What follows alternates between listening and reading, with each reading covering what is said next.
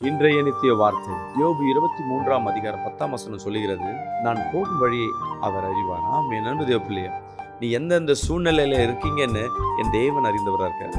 உன் பாதைகளே என் தேவன் அறிந்தவராக இருக்கிறார். அதுல முதல்ல உங்களுக்குள்ள ஒரு கான்ஃபிடென்ட் வரும். நான் என்ன சூழ்நிலை இருக்கிறேன், நான் பசியா இருக்கிறேன், நான் வேதனையா இருக்கிறேன்னு என்னை யாரும் புரிந்து கொள்ளன்னு இந்த உலகத்துல இருக்கிறவங்களை பார்த்து நீ ஏளனம் பண்ணலாம். இல்லை, உன் கஷ்டத்தை பார்த்து என் தேவன் கண்டுக்காதபடி இருக்கிற மாதிரி இருக்கலாம். உன் விண்ணப்பங்கள் எடுக்கப்படாமல் இருக்கலாம். இன்னைக்கு கர்த்தர் சொல்லுகிறார், உன் வழியை அவர் அறிந்திருக்கிறார்.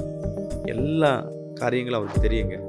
இன்னைக்கு எல்லா காரியத்தையும் அவருக்கு ஒப்பு கொடுத்துட்டு உங்கள் வாழ்க்கையை ஆரம்பிச்சு பாருங்க, உங்கள் வாழ்க்கையை நடத்தி பாருங்க. அப்பொழுதுதான் தெரியும் தேவன் உன் வழியை அறிந்திருக்கிறார் என்று. அவன் என்பது தேவ பிள்ளை. ஒரு சமயம் ஒரு சகோதரன் எங்கள் சபைக்கு வர ஆரம்பித்தார். அவர் நல்லா வருவார், ஊழியம் செய்வார். அந்த சகோதரர் பார்த்தீங்கன்னா, ஆனால் அவங்க வீட்டில் ஒரு பிரச்சனை. அவங்க மனைவிக்கும் அவருக்கு அண்டர்ஸ்டாண்டிங்கே இல்லை. ஜெபம் பண்ணுவார். ஆனால் அவங்க வீட்டில் பிரச்சனைகள் மட்டும் தீர வாரத்தில் 2 பிரச்சனை வரும். எனக்காக கஷ்டமாக இருந்தது. என்ன ஆண்டவர், அவர் ஊழியம் பண்ணுறாரு, ஏன் அவரை பாதுகாக்க மாட்டேங்கன்னு நானும் ஜெபம் பண்ணி பார்ப்பேன். ஒரு மாற்றங்கள் இல்லை.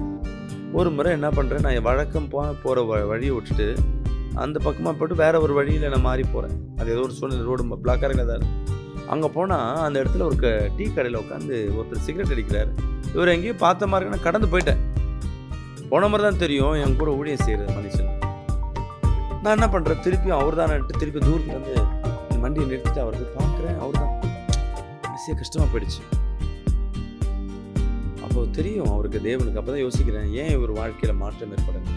இப்போ தேவன் அவர் வழியை அறிந்திருக்கிறார். இவர் என்ன பண்ணாலும் குடிக்க தான் போவாருங்க. அதனால தான் அவருக்கு ஆசீர்வாதம் தடைப்பட்டது. இன்றைக்கும் தேவன் உங்கள் வழியை அறிந்திருக்கார்.